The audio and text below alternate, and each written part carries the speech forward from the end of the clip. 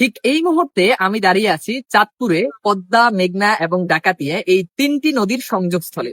তিনটি নদীর সংযোগস্থলকে বলা হয় ত্রিমোহনা।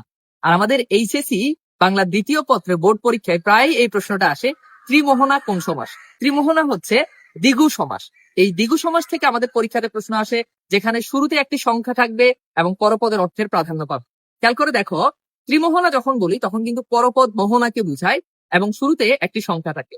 এরকম আরো অনেক দ্বিগু সমাস আছে যেগুলো শুরুতে সংখ্যা থাকে এবং পরপদের অর্থ প্রকাশ। যেমন যদি বলি পঞ্চনদ, তাহলে দেখো শুরুতে সংখ্যা আছে এবং পরের পদ নদকে বুঝাচ্ছে। যদি বলি নবরত্ন, শুরুতে নয় আছে এবং পরের পদ রত্নকে বুঝাচ্ছে। এরকম আরো দ্বিগু সমাস আছে যেগুলো আমাদের পরীক্ষাতে প্রায়শই প্রশ্ন আসে। আর এরকম সহজ ভাবে আমরা শিখাই আমাদের কম্প্যাক্ট পাওয়ার প্লে রিভিশন কোর্সে।